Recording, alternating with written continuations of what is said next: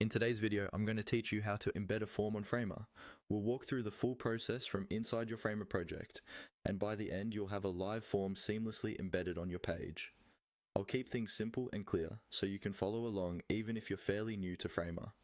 First, open your Framer project in the browser or the Framer app, and make sure you're on the page or frame where you want the form to appear.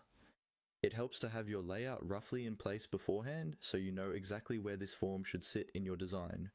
You can always adjust later, but having a target spot in mind makes this much smoother.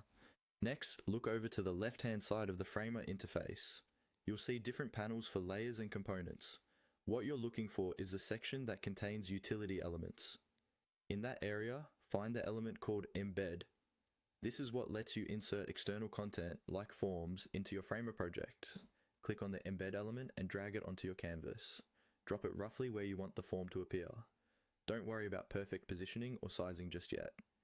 Think of this as placing a container that will hold your form. Once the actual form is loaded, you can fine-tune margins, alignment, and size. With the Embed component now on your canvas, double-click on it. This action will open its settings panel, usually on the right-hand side. If you don't see it right away, make sure the Embed component is selected and look for its configuration options there.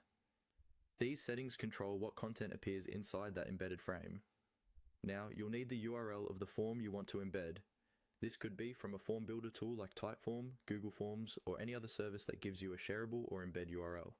Copy that URL from your form provider. Back in Framer, in the embed settings on the right, you'll see a field where you can paste a URL.